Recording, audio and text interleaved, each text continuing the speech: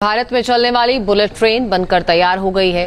सफेद रंग की शानदार भारतीय बुलेट ट्रेन नजर आ रही है और ये भारतीय बुलेट ट्रेन की पहली झलक है जो आप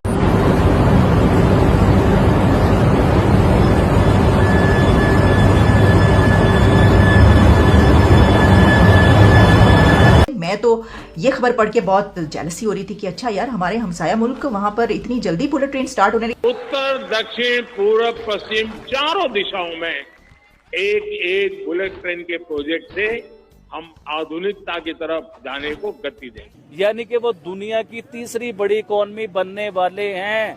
ये करीब है, ये ज्यादा दूर नहीं है। तो इंडिया अपना ट्रेन मैन्युफैक्चर कर रहा है और हमारे लिए शर्म का बात है कि हमारे पास सैलाब आ रहा है और हम उस पानी को अभी तक नहीं निकाल सकते। मुंबई टू दुबई जिस तरीके से ट्रेन का सफर है 2 घंटे के अंदर, इस तरह के प्रोजेक्ट जो है वो हमारी कंट्री के अंदर भी होने चाहिए। ख्वाजा साद फीक जो रेलवे के मिनिस्टर हैं वो बता रहे थे कि जब मैंने उनसे चाइनीज को ये कहा कि जी हमने एक बुलेट ट्रेन बनानी है तो वो हम पे हंसे।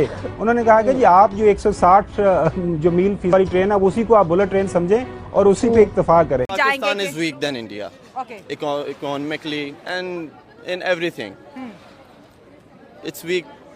Pakistan is weak. India is powerful. India is according powerful. to your point of view. According to not my point of view, according to all of point of views. Okay. Yeah. ये सारी मामलात हैं जो railway के हवाले से हैं और वो जो ख्वाब था बुलेट ट्रेन का वो तो कम से कम मुस्तकबल करीब में तो बिल्कुल पूरा हुआ होता नजर नहीं आ रहा।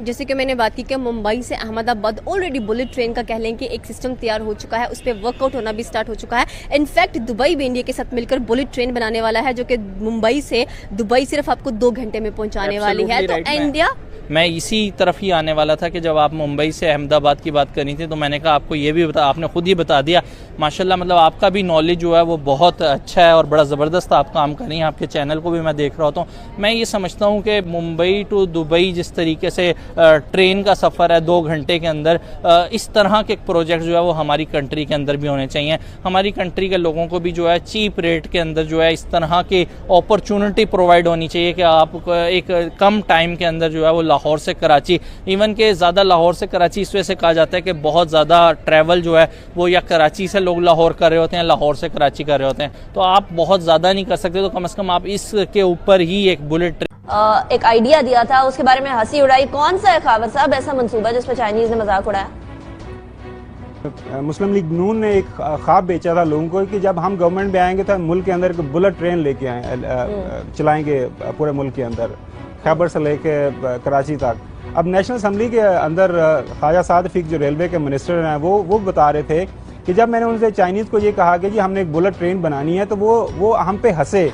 उन्होंने कहा कि जी आप जो 160 जो मील वाली ट्रेन है उसी को आप बुलेट ट्रेन समझें और उसी पे इक्तफा करें और ये बुलेट ट्रेन आपके मुल्क में नहीं चल सकती। कहते हैं जब हमसे वजह पूछी गई कि क्यों नहीं चल सकती, वो कहते हैं ये एक तो आपके मुल्क के अंदर जो एक तबका है जो कि बुलेट ट्रेन को अफोर्ड कर सके वो है नहीं है, अगर उसकी मार्केट नहीं है तो लिहाजा बुलेट ट्रेन बन भी जाएगी तो इस्तेमाल कौन करेगा, क्योंकि जापान में भी अगर देखें तो वहाँ पे उसकी जो टिकट काफ़ी महंगी है।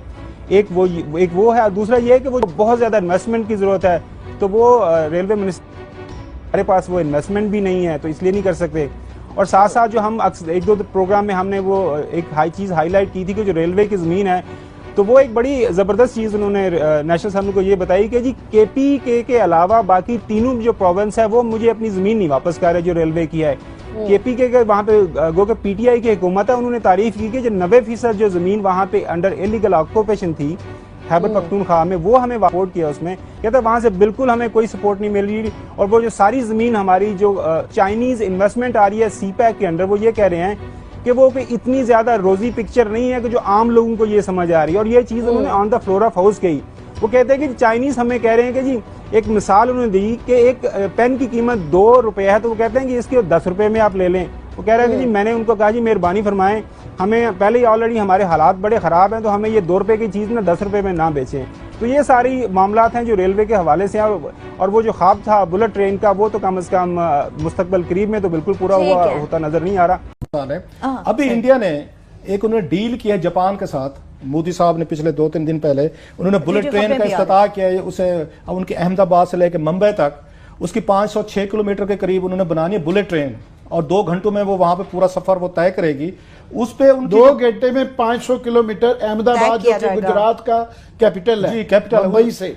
उस पे जापान ने क्या किया है, जापान ने उनको $17 बिलियन का कर्जा दिया है, 0.1% पे 0.1% $17 बिलियन उन्होंने दिया, और 5 सालों में जापान ही बना के उनको देगा। हमने कितना लिया क्लास? हमने यहाँ पे जो चाइना से हमारे सिपैक के तहत ये कर्जे आ रहे हैं, वो जनाब हमारे वो ले रहे हैं, उसका लंदन जो उनका रेट है ना, लेबर उनका रेट है, वो लेने के बाद वो 2% रिस्क चार्जेस भी ले रहे, मेरे एक सोर्स जराए ने बताया। सो आपका 7 और 8% जाके बनता है। अब जरा आप तस्वर करें कि $60-70 बिलियन का जो आप लोन ले रहे हैं, इस पे 7 to 8% आपका रिटर्न है। लाहौर में जो हमने लिया है ये ऑरेंज ट्रेन 26 किलोमीटर की है सर, वो $2.5 अरब में पड़ने वाली है आपको, $2.5 अरब में, क्योंकि उसमें सूद कर्जे मिलाए हैं, वो यही रेट है सारे का सारा। अब मुझे समझ नहीं आ रही, चाइनीज हमारे दोस्त हैं, हम ये बुलेट ट्रेन है, वो ऑर्डिनरी ट्रेन है, इलेक्ट्रिकल ट्रेन है, मगर ये बुलेट ट्रेन है जो कि हाई स्पीड ट्रेन है। मुंबई वही होगी ना, तो आपकी 300 ये मेरा ख्याल किलोमीटर पर आवर के हिसाब से चलनी है। सवाल ये है, इसकी मैंने अगर बात की, ट्वीट किया, तो मुझे बड़े लोगों ने समझाने की कोशिश की, जनाब स्ट्रेटेजिक इंटरेस्ट है उसके, जापान के और इंडिया के, उनके बला बला ये चीजें। मैं हजूर बात सुने, पाकिस्तान और ये चाइना से ज्यादा गहरी दोस्ती तो नहीं है जापान की और उसकी भारत की। आपने सारा रुख एक ही साइड पे कर लिया, दुनिया की और मार्केट भी जरा थोड़ी एक्सप्लोर कर लें, और जापान के साथ हमारे बड़े अच्छे तल्लुकात हैं। अगर आपको जापानी इस तरह का प्रोजेक्ट अगर पाकिस्तान में उन्हीं कंपनी को दें, जो मैं कह रहा हूं रोना है, पाकिस्तानी कंपनियां आती है ना, हबीब रफीक टाइप, मलिक रियाज टाइप, ये फलाना टाइप, इकबाल जैड, ये सारे के सारे जो आपने इकट्ठे किए हैं, जो आके हमलावर होते हैं प्रोजेक्ट्स पे, और फिर ये कुछ होता है कि आपके $4.25 अरब के छोटे कॉन्ट्रैक्ट में से $3 अरब चाइनी कंपनी ले जाती है। अब मुझे समझाया जाए किन लोगों ने निगोशिएट किया सिपैक, हमारा चाइना दोस्त, हम उनको ये राहदारी दे रहे हैं, सिपैक बना, ये गेम चेंजर है। ये गेम चेंजर अगर 7-8% आप सूद पे ला रहे हैं, जरा इमेजिन करें कि जब आपको वापसी करनी पड़ेगी, कितनी करनी पड़ेगी। इसका जवाब हमें देने के कोई तैयार नहीं कि आपने कमर्शियल लोन आपने निगोशिएट किए $60 बिलियन के, इस तरह का बड़ा लोन आपको कंसेशनल रेट पे लेना चाहिए था।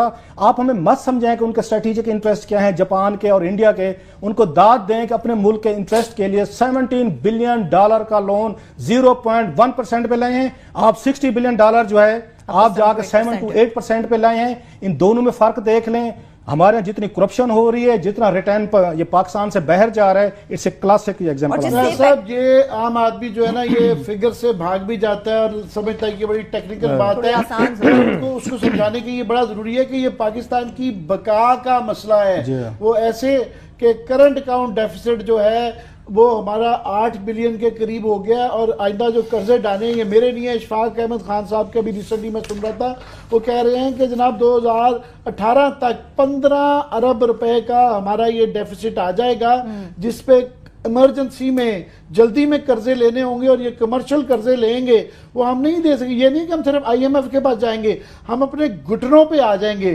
तो वो उससे पहले, और आपको याद है कि यहाँ पे $500 मिलियन का जो यूरो का जो कर्जा इसहाक डार साहब ने 8% पे लिया था, 8.25, और उस पे हमने $410 मिलियन सूद देना है। वो किसी ना किसी वक्त डैम ने टेकअप करना है। उन्होंने कोई एक्सप्लेनेशन नहीं दी थी। उनसे कहा गया कि जनाब ये क्यों लिया है, जब दुनिया में रेट जो है बच्चा भी जाके ले तो 5% में मिल जाता है। तो उन्होंने कहा वो हम चेक करना चाहते थे कि हमें मिलेगा कि नहीं मिलेगा। आपने चेक करने में पता है, ये रिलायंस कंपनी है इंडिया की, उनको पता है किस रेट पे मिला। उन्होंने $800 मिलियन इकट्ठा किया, यूरो बॉन्ड के जरिए फ्लोट किए, उनको 2.5% पे लिया। इसहाक डार साहब एक स्टेट के लिए गए, 8.2% पे लेके और $500 मिलियन लेके।